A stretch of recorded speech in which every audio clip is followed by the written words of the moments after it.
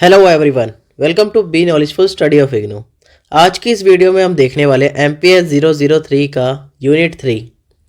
आपकी बुक है MPS 003 भारत लोकतंत्र व विकास, इंडिया डेमोक्रेसी एंड डेवलपमेंट। इसका यूनिट 3 देखेंगे हम संविधान और सामाजिक परिवर्तन, कॉन्स्टिट्यूशन एंड सोशल ट्रांसफॉर्मेशन के बारे में। यह वीडियो का पार्ट 1 होगा। यह वीडियो 2 पार्ट्स में आएंगी। पार्ट 1 में हम हमारी प्रस्तावना, भारतीय संविधान का दृष्टिकोण, संविधान की प्रस्तावना, जनता का उत्थान और जनता के अधिकार ये देखेंगे। बाकी का डिस्कस हम राज्य के नीति निर्देशक सिद्धांत ये हम नेक्स्ट वीडियो में करेंगे। तो प्रस्तावना देखेंगे हम, उसके बाद फिर इंडियन कॉन्स्टिट्यूशन का आउटलुक क्या है, प्रस्तावना, फिर प्रियम्बल के बारे में देखेंगे जिसे संविधान का दर्पण भी कहा जाता है, मिरर ऑफ द कॉन्स्टिट्यूशन। उसके बाद फिर हम the rise of the people के बारे में देखेंगे। इसमें क्या लिखा है, जनता के अधिकार, हमारे क्या क्या राइट्स ऑफ द पीपल है ये देखेंगे। मौलिक अधिकार के बारे में, ये इनकी प्रकृति कैसी है, नेचर क्या है इनका। और साथ में हम देखेंगे कि नेक्स्ट पार्ट में राज्य के नीति निर्देशक सिद्धांत जो हमारे संविधान के पार्ट 4 में अनुच्छेद 36 से 51 तक दिए गए हैं। और जो जनता के अधिकार मैंने अभी जैसा मौलिक अधिकार बोला, ये पार्ट 3 में दिए गए हैं, आर्टिकल या अनुच्छेद 12 से 35 तक।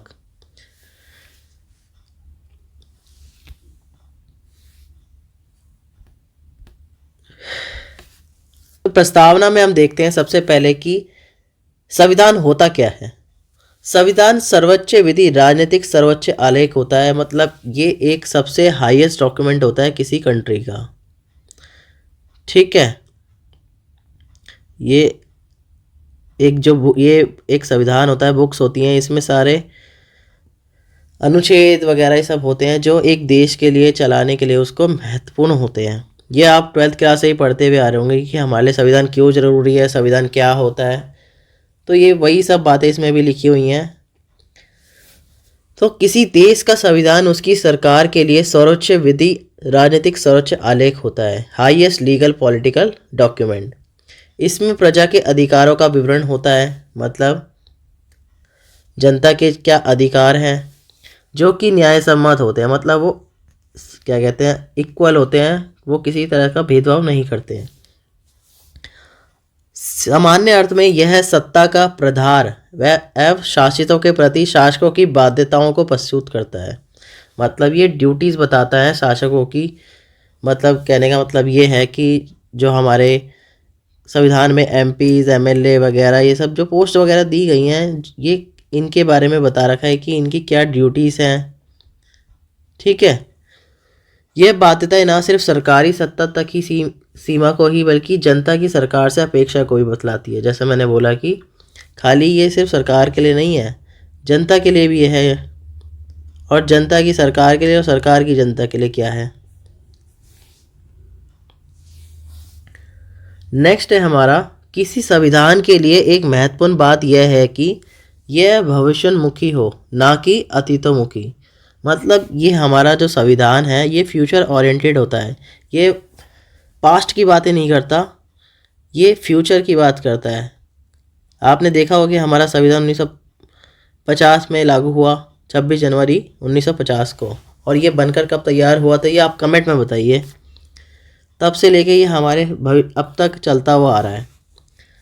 हालांकि समय समय पर ज़रूरत के हिसाब से इसमें परिवर्तन किए गए हैं। आगे, ऐसी जनता जो अपने मामले रीति रिवाजों और परंपराओं के अनुसार निपटाती है, उसे संविधान की कोई आवश्यकता नहीं होती। ये कह रहे कि ऐसी जनता जो अपने मतलब परंपराओं के अनुसार चलती है, उस देश में संविधान की कोई ज़रूरत ही नहीं होती। लेकिन हमारे देश में संविधान है, हमें संविधान की आवश्यकता है।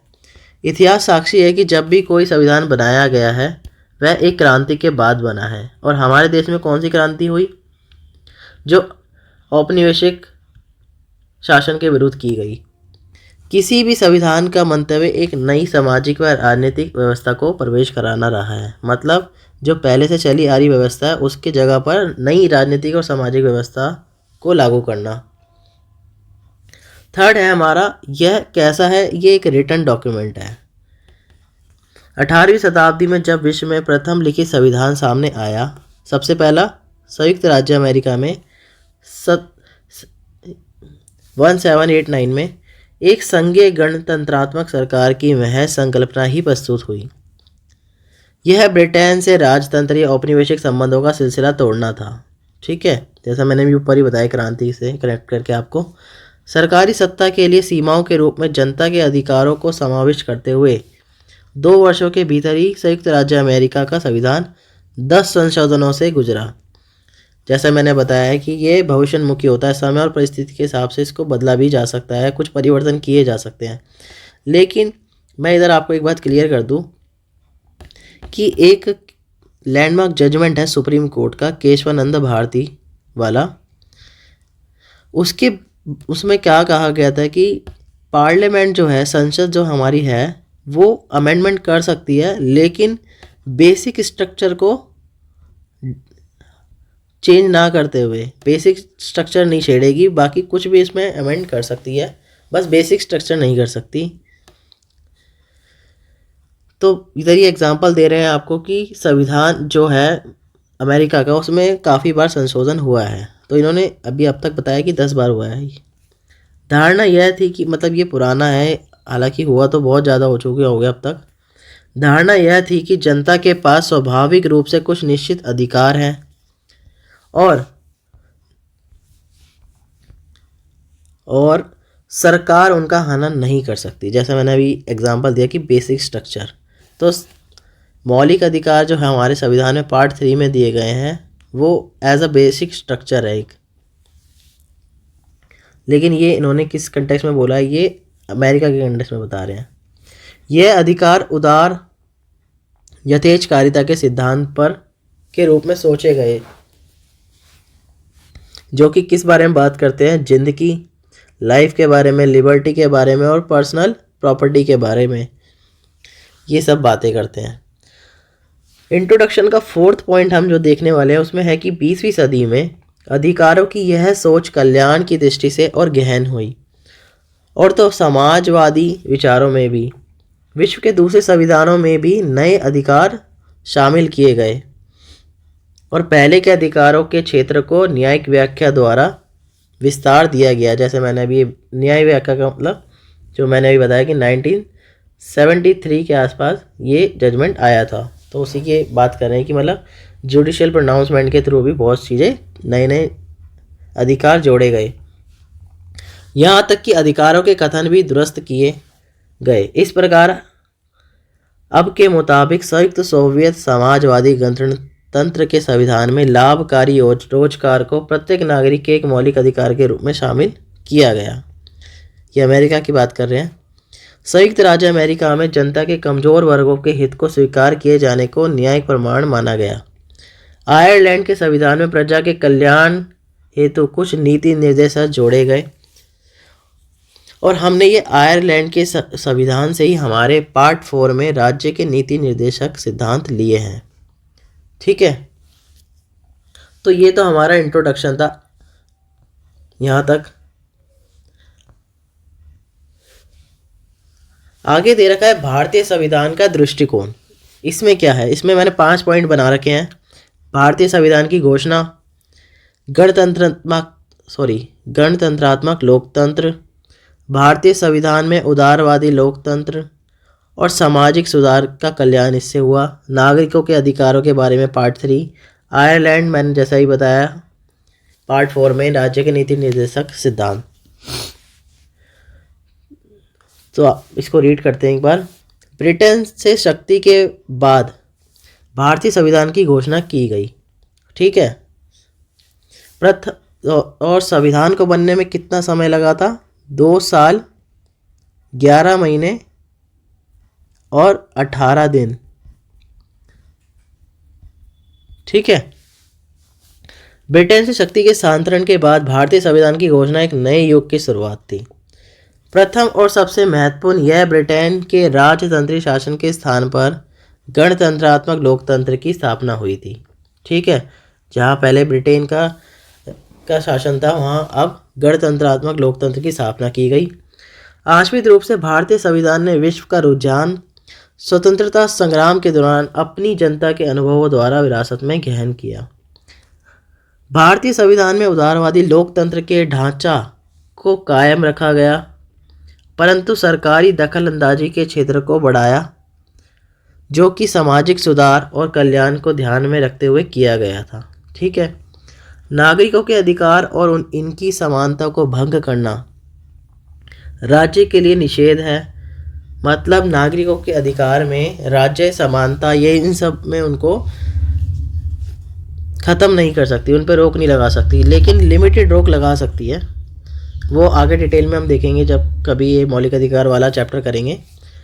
अधिकार जो आवश्यक रूप से विलोम प्रकृति के थे, जैसे मैंने बताया अभी लिमिटेड लगा सकती है, ये पूरी तरह से एब्सोल्यूट नहीं है। समाज के लिए अस्पृश्यता निषेध है, मतलब किसी तरह का कोई भेदभाव छूआछूत नहीं होगा।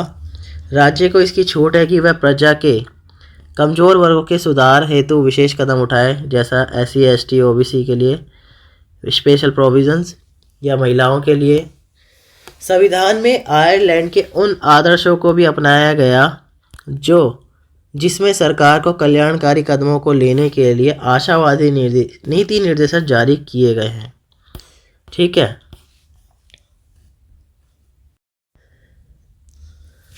नेक्स्ट हम देख रहे थे संविधान की प्रस्तावना, प्रियम्बल।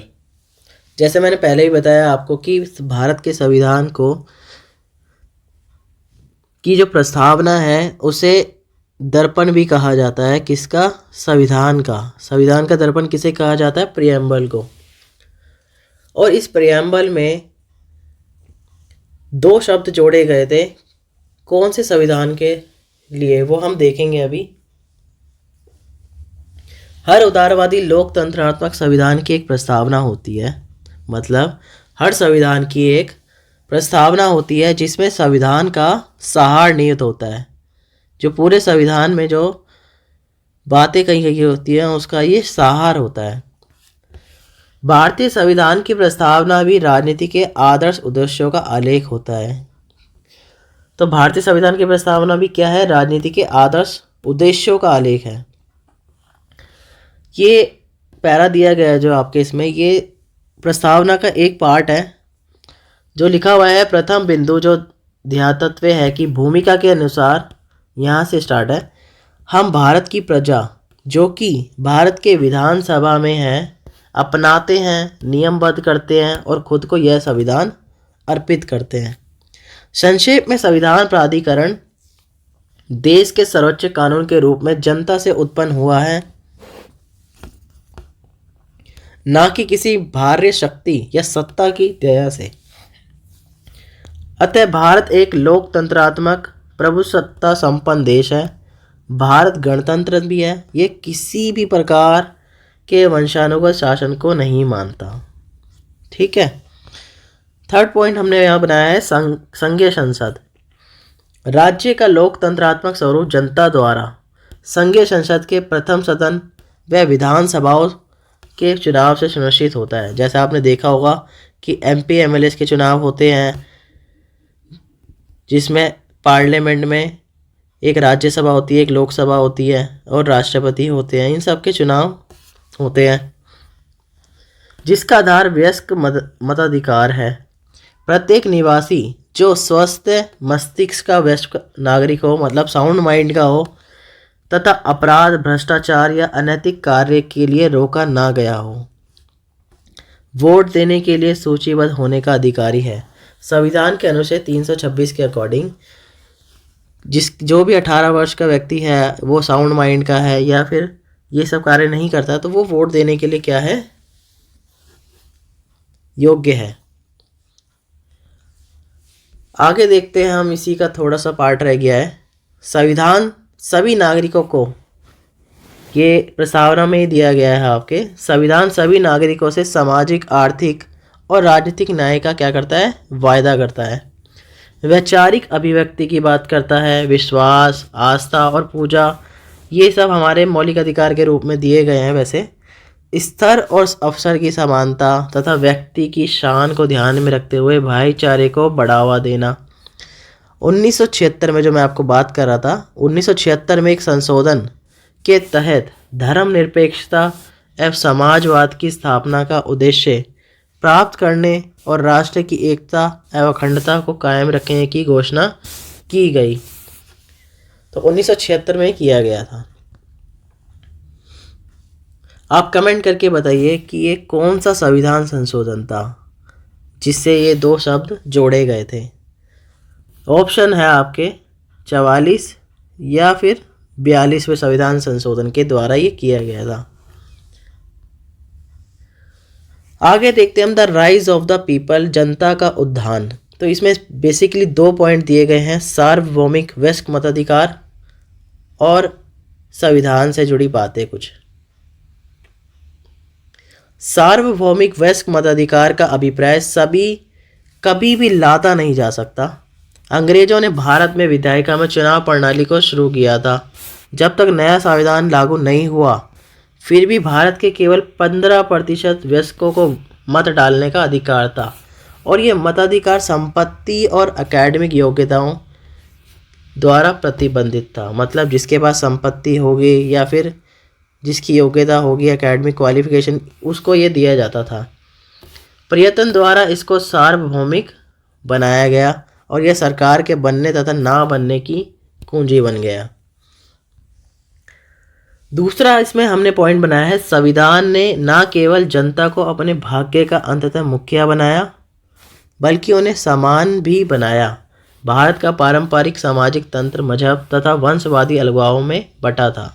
मतलब डाइवर्सिटीज तो थी, अलग अलग धर्म के लोग, जाति के लोग, ये सब थे और है, और जातियों की दीवारों में से पटा था। इस प्रकार इसने अपना खरापन खो दिया था। व्यक्ति शासन की मूल इकाई बन गया। हर व्यक्ति को सभी प्रकार के शासकीय और आर्थिक अधिकार दिए गए। इसी समय अल्पसंख्यक वर्गों को कुछ सांस्कृतिक अधिकार भी दिए। आगे हम देखने वाले मोस्ट इम्पोर्टेंट टॉपिक जो आपके एग्ज़ाम में क्वेश्चन पूछा भी जाता है, जनता के अधिकार, राइट्स ऑफ द पीपल, जिन्हें जो हमारे संविधान में एज अ मौलिक अधिकार दिए गए हैं। तो ये जनता के जो अधिकार हैं ये हमारे संविधान में दिए गए हैं। ये अधिकार 2 तरीके के होते हैं। एक तो सिर्फ भारत के नागरिकों के लिए होते हैं और एक होते हैं सभी के लिए, गैर नागरिक के लिए भी और नागरिक के लिए भी। तो ये कौन से हैं ये हम देखेंगे, और ये विलोम प्रकृति के ये हम पहले ही देख चुके हैं। तो हम आगे देखते हैं। भारतीय संविधान के तहत 2 प्रकार के अधिकार हैं। हालांकि मौलिक अधिकार हमारे पास कितने हैं? 6 हैं।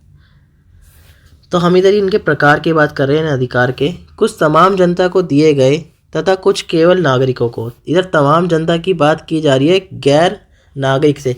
नागरिक का इधर मतलब है कि जो भारत का मूल निवासी है, और गैर नागरिक का इधर मतलब है जो भारत का निवासी नहीं है, जैसे कि वो बाहर से आया है दूसरी कंट्री से, तो उसे हम गैर नागरिक कहते हैं, या फिर खाली जनता कह के इन्होंने संबोधित किया हुआ है।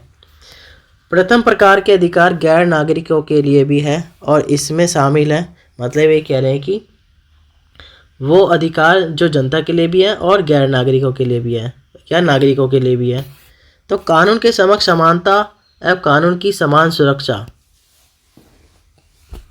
अनुच्छेद 14 बात करता है। अनुच्छेद 14 किस बारे में बात करता है? कानून के समक्ष समानता और कानून एक समान है सभी के लिए। अनुच्छेद 20 बात करता है गैर कानूनी दोष सिद्धि से सुरक्षा। मतलब किसी भी तरीके से किसी को गैर कानूनी रूप से नहीं अरेस्ट किया जाएगा वगैरह वगैरह। तो ये सिर्फ एक लाइन में इनके टाइटल बता रखे हैं। डिटेल में हम इन्हीं टॉपिक्स में समझेंगे कि क्या है। मैं आपको थोड़ा थोड़ा बताता जा रहा हूँ फिर भी। अनुच्छेद 21 में दिया गया जीवन यापन एवं आत्मिक स्वतंत्रता। ये हमारा स्वतंत्रता की बात करता है, जो 19 से लेके 21 तक दिया गया है, 22 तक दिया गया है, लेकिन हम इधर सिर्फ 21 की बात कर रहे हैं, जो नागरिक और गैर नागरिक दोनों के लिए है। अवैध प्रतिरोध को सुरक्षा अनुच्छेद 22 कहता है। मानवों की भीड़ में शोषण व सार्वजनिक उद्देश्यों के अलावा बिगाड़ लेने के विरुद्ध अनुच्छेद 23 बात करता है। मतलब किसी भी तरीके से हम इसमें इसी में दिया गया है कि किसी तरह का शोषण नहीं किया जाएगा। बच्चों को खतरनाक रोजगार के विरुद्ध अधिकार हमारा अनुच्छेद 24 बात करता है। इस बात की मनाही करता है कि किसी भी तरीके का जो हजार्डस इंडस्ट्री या काम है उसमें किसी बच्चों को नहीं लिया जाएगा। मजहब की स्वतंत्रता अनुच्छेद 25 बात करता है हमारा मजहब की स्वतंत्रता, धर्म की स्वतंत्रता, आज़ादी, मजहबी मामलों के प्रबंध हेतु मजहबी संस्थाओं को स्वतंत्रता, ये हमारा अनुच्छेद 26 बात करता है। तथा करों के भुगतान से मुक्ति जो कि विशेष तौर से किसी मजहब विशेष या मजहबी संस्थाओं के लाभ की प्रक्रिया में हो, ये बात करता है अनुच्छेद 27।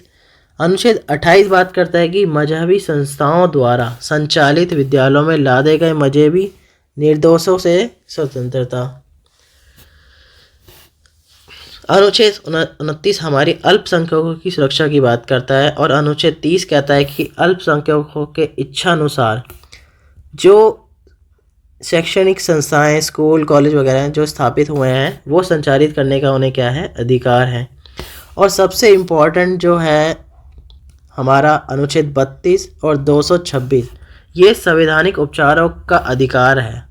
ये बात करता है कि किसी हमारे जो 12 से लेके 31 तक जो मौलिक अधिकार दिए गए हैं, अगर इसका किसी भी तरीके से कोई हनन होता है तो हम सुप्रीम कोर्ट या सर्वोच्च न्यायालय में जा सकते हैं और 226 में हम हाई कोर्ट में जा सकते हैं। इन सबको के अधिकारों को मांग करने के लिए, इनको ठीक करने के लिए, अगर इनका कोई हमारा शोषण करता है, हमसे छीनता है, तो हम ऐसे जा सकते हैं। तथा कानून के प्राधिकार सम्मत संपत्ति से वंचित ना करने का अधिकार हमारा किस में दिया गया है, 300A में।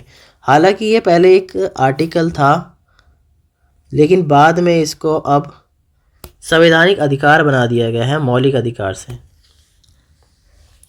अन्य सभी अधिकार जो नागरिकों को हैं, मतलब सभी के लिए जो हैं, मतलब जो नागरिकों के लिए, सॉरी खाली सिर्फ नागरिकों की बात कर रहे हैं इधर, जो सिर्फ नागरिकों के लिए। तो सबसे पहला है हमारा अनुच्छेद 15, राज्य द्वारा भेदभाव के विरुद्ध अधिकार। राज्य किसी भी तरीके से कोई भेदभाव नहीं करेगा, उस बारे में है।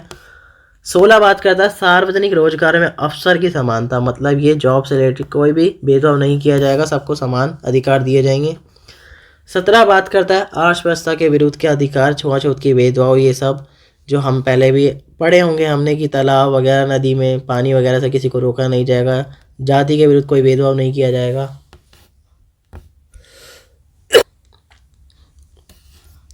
अनुच्छेद 18 हमारा बात करता है सेना या शिक्षा के सिवाय राज्य उपाधि के निर्माण के विरुद्ध अधिकार, मतलब किसी भी तरह का कोई टाइटल या उपाधि दी जा रही है किसी, तो वो सब उसके विरोध है। ये सब, ये ऐसा कोई टाइटल नहीं जाएगा सेना या शिक्षा के अलावा। मतलब इधर सेना से रिलेटेड या शिक्षा से रिलेटेड जो भी उपाधियाँ दी जाती है जैसे कि पद्मश्री वगैरह, इन सब को छोड़ के जो भी कोई उपाधि होगी वो इस सब का अबॉलिशमेंट करता है। ये अनुच्छेद 18 भाषण और अभिव्यक्ति की स्वतंत्रता का अधिकार, ये हमारा शांतिपूर्वक निहत्थे एकत्र होने का अधिकार, ये हमारा कौन सा अनुच्छेद है, 19। अनुच्छेद 19 बात करता है हमारा ये संघ का निर्माण का अधिकार, स्वेच्छापूर्वक तमाम भारतीय भूखंड में घूमने का अधिकार और भारतीय भूखंड के किसी भी हिस्से में रहने बसने का अधिकार और किसी भी व्यवसाय को अपनाने तथा किसी भी उद्योग या व्यापार करने का अधिकार, ये हमारा अनुच्छेद 19 बात करता है जो नागरिकों के लिए को दिए गए हैं।